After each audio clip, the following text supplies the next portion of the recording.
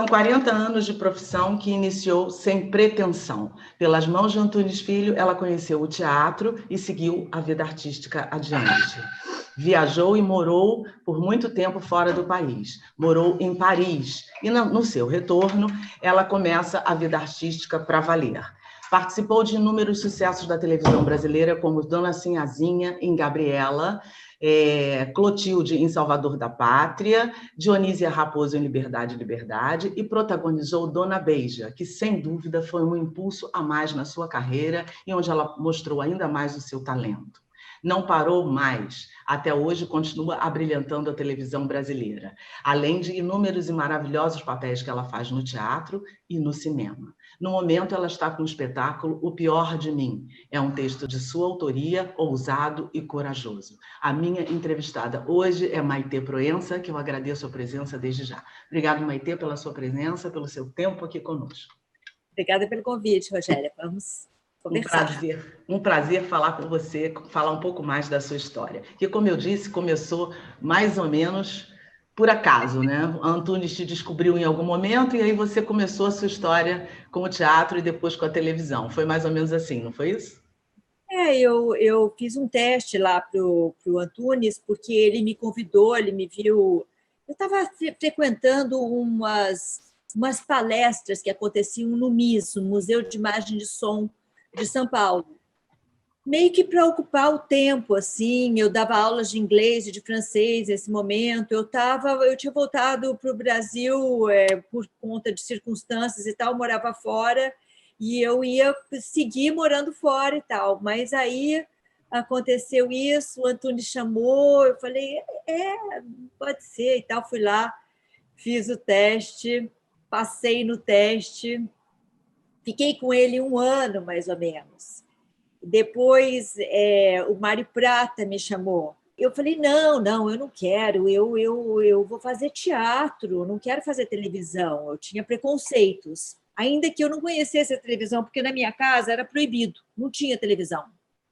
Só tinha a televisão no quarto da cozinheira.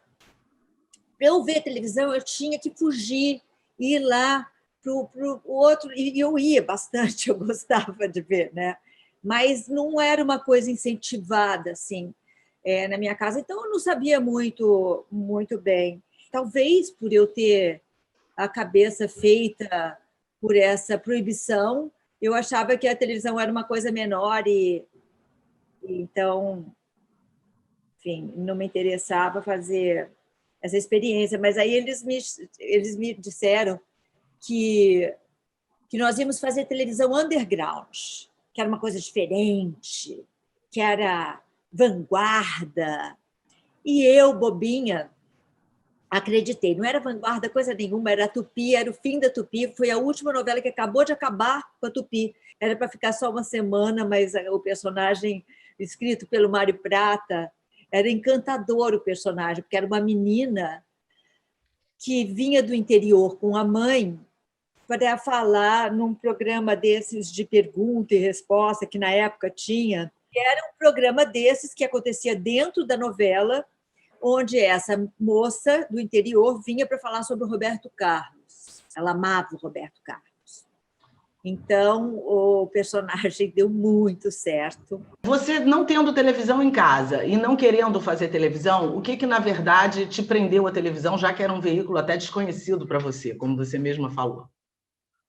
O que me prendeu foi um contrato. Eu tinha assinado o contrato com a TV Globo e o Boni falou, olha, você agora está aqui à nossa disposição por esse prazo de tempo, que era o prazo do contrato. Eu falei, mas eu não estou mais feliz. Eu era feliz, agora eu não sou mais, eu não gosto de estar aqui, eu não me dei bem, era uma experiência que não deu certo. Eu falei, mas para nós deu muito certo.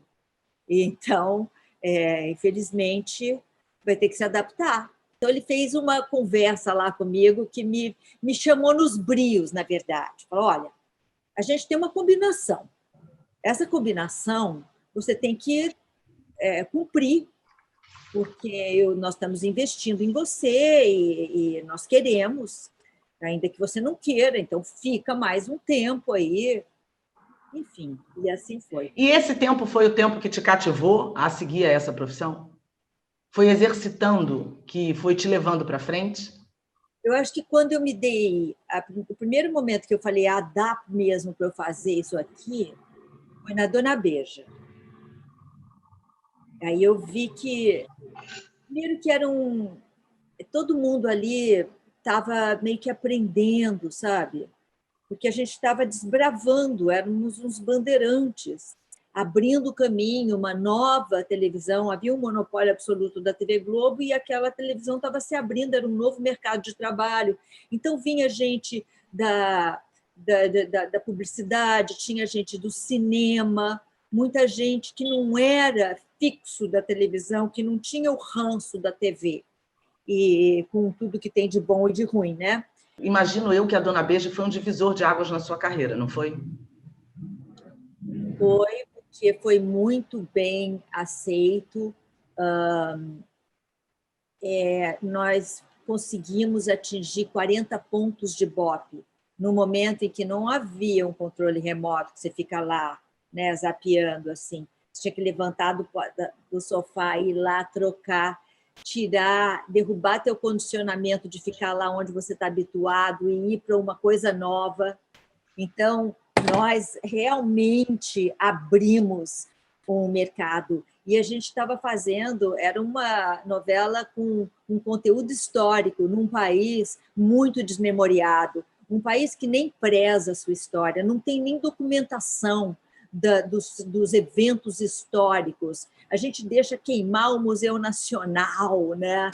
Que é o maior acervo que nós tínhamos de tudo que era histórico do Brasil, agora queimou por descaso do poder público. Então, o Brasil realmente... Então, fazer essa personagem histórica naquele momento, e eu ter sido escolhida para fazer, e a gente está abrindo um mercado de trabalho que é sempre saudável, porque a competição faz com que a qualidade do produto melhore, né? Com certeza. Então, tudo era bom naquela ideia. Então, ali eu pensei, puxa, talvez eu tenha um jeitinho para isso, quem sabe dê para eu ficar mais um pouco. Se você está gostando desse papo tanto quanto eu, se inscreve no canal. Se você ainda não é inscrito, inscreve-se, já é, compartilha esse vídeo, que eu tenho certeza que você está curtindo muito essa conversa com a Maitê, porque por aqui sempre tem um bom papo. Maitê, você já comentou em uma das suas entrevistas que fazemos muita concessão para esse mundo intransigente. Que concessões você se permite fazer? Não dá para a gente viver pelas nossas regras unicamente, né? Há que haver conciliação. Então, acho que quando a gente é mais jovem, a gente não sabe disso direito. A gente acha que as coisas estão certas de uma determinada maneira e a gente para se fletir, assim, para fazer aquele movimento do bambu, né? Aquilo ali é mais difícil para um adolescente e tal. E ao longo da vida a gente vai vendo que às vezes a gente pode se dobrar. E é caso a caso. Você tem que olhar, eu acho que existem limites éticos, né? Tem aqueles lugares onde não dá para ir. Porque você, na sua formação pessoal, não pode. E quando você vai, o preço é muito alto. E quando você vai e paga o preço, lá na frente você vai ter que dar a volta e retomar. Vai fazer um caminho mais comprido, mas provavelmente você vai ter que, para conseguir dormir de noite, você vai ter que voltar ali e consertar, né? Então, mas são esses. E muitas outras coisas que a gente achava que eram impossíveis, assim, quando se é mais jovem, né? Que a gente acha que não dá. Em geral, dá. Dá para você ir lá, fazer uma pequena adaptação e se dobra ali. Aquela pessoa com razão também, não existe verdade, né? Existem pontos de vista, né? Eu tenho uma história com a minha filha, quando minha filha era pequenininha, e eu já era separada do pai dela, ela falou, mamãe, eu estou muito confusa, porque na casa do papai, ele diz que está errado umas coisas que você diz que estão certas. E aqui você diz que está errado umas coisas que lá ele diz que estão certas. Então, eu não sei o que é certo e errado. Eu estou muito confusa. E eu falei, olha, Maria, é assim, lá na casa do papai, é certo o que o papai disser que é certo. E aqui na casa da mamãe, é certo o que a mamãe disser que é certo. E um dia você vai descobrir o seu certo, que não vai ser nem o da mamãe, nem o do papai, e que é o seu, e que ele também é certo. Né? Então, você vai descobrir muitos certos ao longo da vida. É assim mesmo, é a verdade de cada um e até é o limite, né? A nossa verdade é o nosso limite, né? E cada um tem o seu e cada um sabe, né? Você é uma mulher muito bonita, continua muito bonita, com a maturidade, e a gente vive num país muito machista ainda e muito mais há 40 anos atrás, quando você começou. A sua beleza te atrapalhou ou te ajudou? E como foi driblar essa questão em mostrar o seu talento, assim como a gente teve casos como a Tônia Carreiro, que era uma mulher lindíssima e teve que fazer isso e aquilo para poder provar que era uma boa atriz, que ela estava muito além da beleza. Isso aconteceu com você? A beleza ela é muito predominante, assim. É uma coisa que as pessoas ela atrai.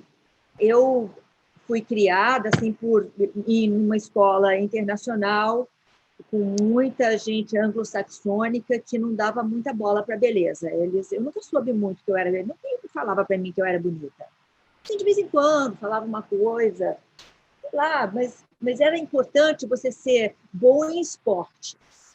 Para você ser popular, você tinha que ser bom em esportes, tinha que ser cheerleader, tinha que ser outras coisas. Não tinha nada a ver com a beleza unicamente, com a forma de vestir, nada disso. Eu não me lembro de nunca ter saído com a minha mãe, por exemplo, para fazer compras. Eu nunca pintei as unhas. Eu não fui tratada como uma menina. Eu era um moleque de rua, praticamente, entendeu?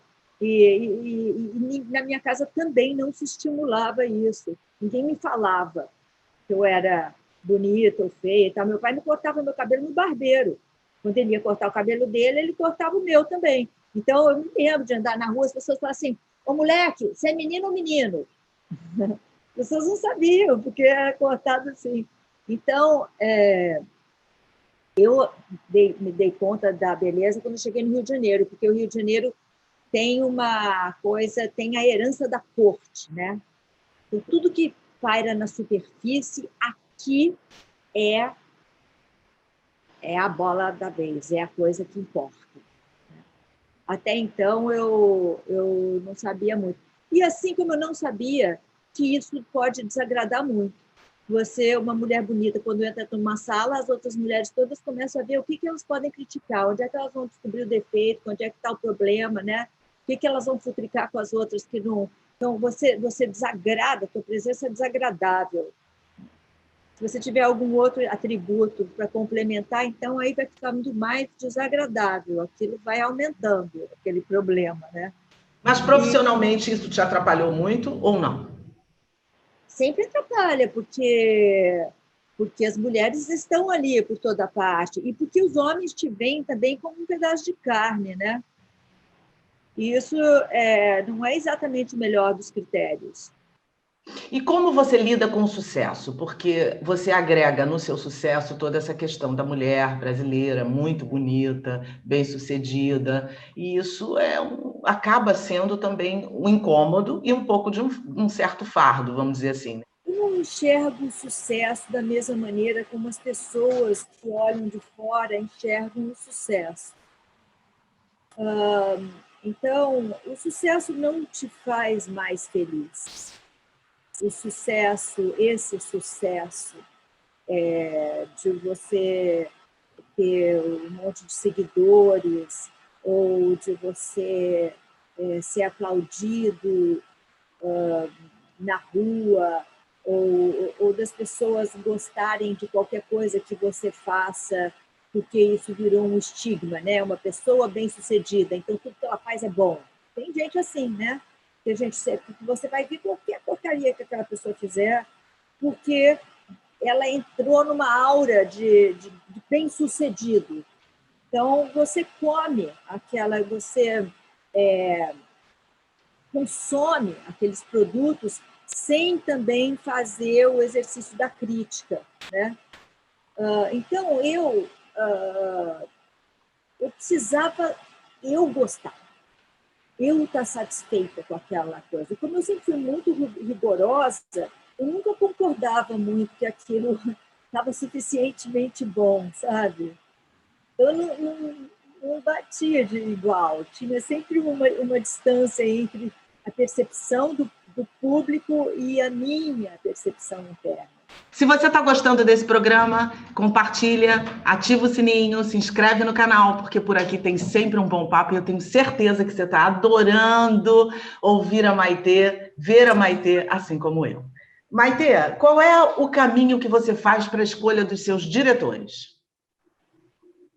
Na televisão a gente não escolhe muito o diretor, né? É o que eles que escolhem. É uma relação mais vertical a televisão. No cinema também, eu não sei, eu acho que normalmente os bons diretores têm projetos melhores. Eu olho o projeto de uma certa forma, né? E aquele projeto, se ele me agradar, eu faço. Às vezes eu junto o projeto com o diretor, assim, faço um combo e vou embora por aí. No teatro, acho que é um pouco uma afinidade. No teatro é muito importante que haja mais, porque como não tem o aparato técnico, que no cinema, normalmente os diretores, muitos diretores priorizam a coisa técnica, eles sabem que eles vão resolver aquilo, botando uma música, entrando com a câmera naquele rosto, e aí eles vão dar toda uma dramaticidade, mas no teatro é muito importante que haja essa afinidade. Então, eu tive essa afinidade com algumas pessoas, com o Domingos de Oliveira, que quando eu era muito rebelde, assim, que eu falava não, não, não, ele era muito doce, ele não insistia, ele deixava eu meter os pés pelas mãos, ele orientava. Mas se você não quer fazer, não faça, né? E aí ele ia com o jeitinho dele, até que a vez que eu mais segui a orientação dele, eu já estava mais velha, já era a 5ª vez que eu trabalhava com ele, coitado, ele teve uma paciência de Jó comigo. Na 5ª vez, eu fui indicada para prêmio, porque nessa vez eu segui todas as orientações dele, sabe? Eu já tinha maturidade para isso. E um bom parceiro de cena para você precisa ter o quê? Um bom parceiro de cena também precisa ser uma pessoa que goste de você. É melhor, né? Quando a pessoa olha para você e sabe quem você é. Ela enxerga você, né? Aquilo já é um conforto maravilhoso que para mim sempre foi fundamental. Não ser uma pessoa que esteja competindo com você, que também, para mim, atrapalha muito. Há atores que gostam desse embate e crescem no embate. Para mim, não. Para mim, é terrível. Eu prefiro um ambiente de harmonia.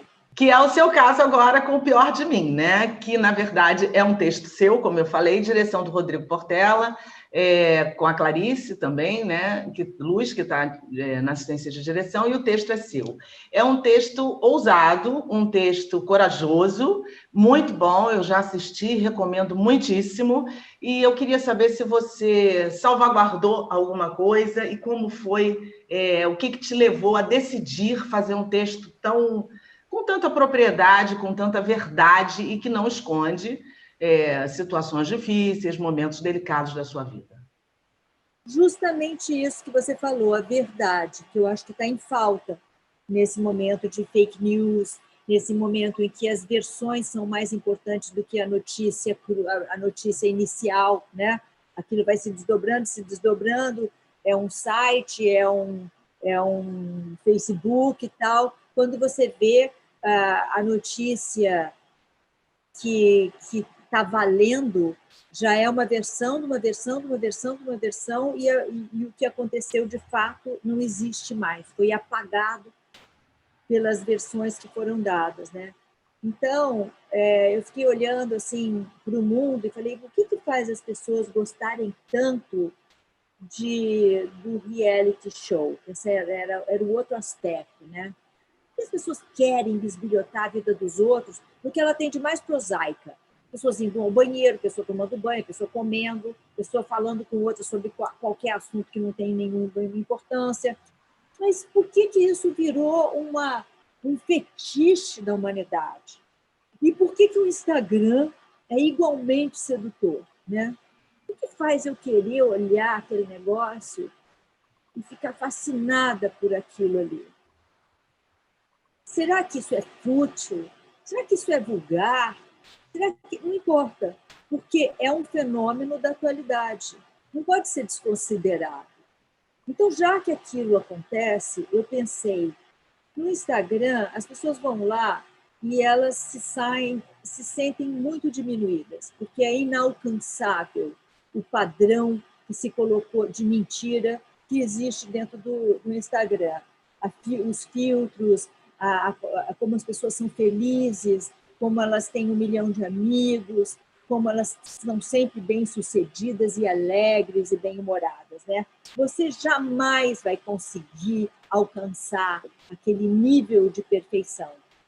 Então, eu pensei que seria um bom momento para trazer onde foi que já que as pessoas têm essa imagem de fora de que a minha vida talvez seja um mar de rosas e que tudo está tão sempre maravilhoso e tudo funciona e tudo, falei, talvez eu deva trazer onde foi que eu errei, onde foi que eu meti os pés pelas mãos, onde foi que eu escorreguei brabo na casca de banana, onde eu ergui muros que eu não precisava ter erguido, ergui porque eu queria me aproximar e aquele muro só fez me afastar das pessoas. E o que foram essas coisas que eu fiz e que na hora eu nem percebi? Porque a gente se justifica ao longo da vida. Eu estou fazendo isso por causa disso, por causa daquilo, por causa daquilo. Quantas vezes você vê uma pessoa se descrevendo, você olha para aquela pessoa, não é nada daquilo que ela está dizendo que ela é, né?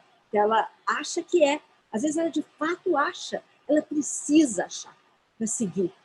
Ela precisa achar que ela está fazendo as coisas por um determinado motivo nobre, que às vezes não é a realidade, né? Então, eu fui ali. Eu quis ir ali, nesses lugares. Hoje, com o que o tempo me deu de coragem para enxergar e por ter feito tantas experiências ao longo da vida, assim, e saber que eu não ia morrer disso, né? Porque a gente não faz porque a gente acha que vai morrer, se a gente olhar para a verdade, os fatos. Porque a gente não consegue lidar com as próprias emoções, porque a gente não consegue lidar com a insegurança, com a nossa indignação, com as nossas invejas, com a forma com que a gente se autodeprecia. Nada disso, tudo isso é muito difícil. Então, a gente cria personagens e camadas que a gente vai botando ali entre nós e os outros, para que as pessoas achem que a gente é aquele negócio que a gente acha que elas querem, que vão fazer com que elas gostem mais da gente. Todos nós queremos ser gostados, no final das contas, nós somos uns bichinhos muito frágeis que querem o aplauso do outro, querem o afeto do outro, o amor do outro, né? Somos gregários e precisamos do outro. E, na verdade, todas essas camadas só fazem afastar. Então, como ao longo da vida, tendo buscado, eu consegui enxergar algumas coisas, eu quis falar sobre elas. Então, eu falei, se eu vou falar sobre essas coisas, das quais eu não falo publicamente em entrevista, e não falo, tem que ser, talvez pela literatura, né? Fazendo literatura e fazendo teatro. Nesses lugares que a gente tranca porque eles são doídos, porque a gente tem vergonha deles, porque a gente acha que os amigos da gente vão todos embora se a gente mostrar, ali nós somos todos muito parecidos das nossas vulnerabilidades, né? Então, as histórias são diferentes. A minha história é diferente da sua, Rogéria, mas lá tudo vai bater ali naquele lugar onde eu e você somos muito semelhantes. Eu assisti o espetáculo, é muito interessante, é muito emocionante, e entra nesse lugar que você falou, que a gente se vê humano, né? Todos somos humanos, temos histórias diferentes, mas todos somos humanos. Então, aqui ou ali, a gente vai se achar. E vamos falar onde a gente assiste, né? Tem presencial e tem streaming, né? Como é que está funcionando? Agora já tem o presencial, não é isso? Essa é a grande novidade. O presencial é cheio de segurança, porque você fica assim, a 3 metros de distância da outra pessoa, tem todo um espaçamento lá, só 10% da capacidade do teatro. Porque, mas também está funcionando no online, não é isso? Continua funcionando no online. Isso. O horário continua sendo sexta-feira, todas as sextas, às 8 horas da noite. Você entra ali, você pode comprar pelo Teatro Petra Gold, www.teatropetragold.com.br, ou pela plataforma do Simpla. Mesma coisa, só que Simpla com Y, né, gente? Que é aquela plataforma de compra de ingresso de teatro, que tem a minha peça e tem várias outras ali também. Agora a gente chegou no nosso momento literário e antes de eu indicar meu livro, eu vou lembrar você para se inscrever aqui no canal. A gente sempre tem um papo muito interessante passando por aqui. Compartilha essa entrevista que tá boa pra caramba, né? Com certeza você está gostando aí tanto como eu estou gostando aqui. Chegamos no nosso momento literário. Eu vou indicar um livro chamado Marionetas e Formas Animadas, Teorias e Práticas de Miguel Falcão e Catarina Firma. É esse livro aqui que ele fala a respeito da importância da marioneta no teatro. O professor Miguel de Portugal, ele é acadêmico, ele dá aula na Universidade de Portugal e ele desenvolveu esse tipo de pesquisa que eu acho muito interessante para quem faz teatro. É um livro muito fácil de ler, muito interessante, e a forma como ele coloca a importância da marioneta é maravilhoso. É a minha indicação de hoje. A tua qual é, Maitê? Eu estou lendo agora Dostoiévski, porque eu fiquei achando que eu precisava ler os russos e tal. Então, estou lendo Crime e Castigo, que é muito maravilhoso, sabe? Mas é meio pesado, né? Mas é maravilhoso. E estou lendo também o livro do Peninha, do Eduardo Bueno, que é um livro lindo, ilustrado, com verde. Ele pega palavras e vai contando a história do Brasil através de palavras. Sapiens, uma breve história da humanidade. Você precisa ler isso, porque esse gênio desse homem, ele conseguiu escrever a história da humanidade num livro assim, que você lê com facilidade, não é difícil, qualquer leigo, não precisa ser historiador, você não precisa ter referências anteriores, ele conseguiu compilar aquilo num livro maravilhoso, gostoso de ler e é indispensável. 3 excelentes indicações. Finalizando aqui o nosso papo, uma boa lembrança. Uma boa lembrança é saber que hoje eu vou para o teatro, vou ficar lá com as pessoas, me comunicar com um monte de gente, que tem gente que vai lá porque quer, né? Senta ali, assiste. Eu acho esse jogo que se chama to play, né? Em inglês, essa brincadeira que a gente estabelece é tão legal, é um acordo. Eu sei que o que você está contando é uma história, eu estou aqui disposta a acompanhar a tua história por 1 hora. Acho isso tão lisonjeiro, sabe?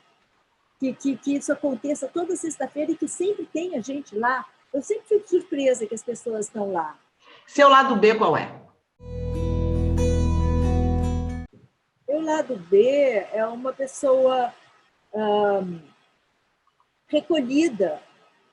Assim, eu tenho que tomar muito cuidado com esse negócio de pandemia, que as pessoas ficam com vontade de sair e tal. Eu bem gosto assim, de ficar em casa, sabe? tem um monte de coisa para ficar em casa, tem um monte de livro que eu preciso ler. Fico até frustrada, porque não dá para ler. Eu todos que eu esqueci, a gente vai esquecendo as coisas, né? Então dá para reler como se fosse a primeira vez, e tem tanta coisa para fazer. Eu danço, que é uma coisa maravilhosa, assim, que você pode fazer sozinho, que é muito maravilhoso, porque muda a química do teu corpo. O seu aplauso vai para quê ou vai para quem? Aplauso? Nossa, quantas pessoas será que eu vou aplaudir uma atriz? Se eu tivesse que aplaudir uma atriz no Brasil, talvez eu escolhesse a Andréa Beltrão. Eu acho a Andréa tão maravilhosa, assim, sabe? Em todos os gêneros, ela funciona, né? Fazendo graça, fazendo... Ela entra ali naquele personagem de um jeito que eu acho um grande mistério maravilhoso, e ela faz com tanta alegria, a gente percebe que ela está inteira ali, ela não se desconcentra, ela entra e vai embora, seja qual for a proposta, e faz aquilo com maestria. E a sua indignação vai para quê ou para quem? A minha indignação vai com as pessoas que preferem a mentira, que vivem pela mentira e que conduzem, em geral, assim, sei lá, vai ficar até tosco falar isso nesse momento, porque é tão óbvio, né, que os dirigentes, pessoas que carregam muitas pessoas, que tem muitas, que tem gente seguindo, né, a sua opinião, os líderes teriam que ser muito mais responsáveis do que eles são. E eu tenho muita admiração por líderes que têm coragem de bancar as coisas que devem ser feitas, como, por exemplo, a Angela Merkel, né, que abriu o país dela para a imigração, quando o país dela teria preferido talvez se fechar um pouco. Não, vamos manter aqui a Alemanha entre os alemães. Ela não esqueceu que a Alemanha só está a Alemanha que é hoje, porque ela foi reconstruída por imigrantes italianos, imigrantes turcos, que hoje tem 3 gerações dessas pessoas, já são alemãs, né? E se não fosse por eles fazer aquele trabalho sujo de reerguer tudo que foi demolido durante a guerra, não haveria essa Alemanha maravilhosa que hoje existe. Então, essa mulher que consegue fazer coisas antipáticas e confiar no próprio taco, né? Ela, acho assim, maravilhosa. Ela não tem uma ideologia, ela faz o que é certo. Maitê, muito obrigada pela entrevista, foi um prazer conversar com você. Eu te desejo super sucesso nesse espetáculo que, como eu já disse, reitero, é maravilhoso. Eu recomendo, achei assim sensacional, me tocou profundamente em diversos momentos. Eu indico sempre, tenho indicado às pessoas, indico aqui mais uma vez. Te agradeço, te desejo super sucesso nesse e nos próximos que ainda virão, nas suas literaturas, em tudo mais que você está fazendo aí com excelência. Obrigada mesmo, tudo de bom para você, tá? Obrigada pelo espaço, Rogéria. Muito obrigada. Tudo de bom aí para o seu canal, tá bom? Obrigada. E a você que esteve com a gente até aqui, muito obrigada. Continua com a gente, compartilha, se inscreve. E eu aproveito para agradecer à Fundação Sesgran Rio por nos apoiar para que a gente possa manter o canal no ar. Até o próximo programa.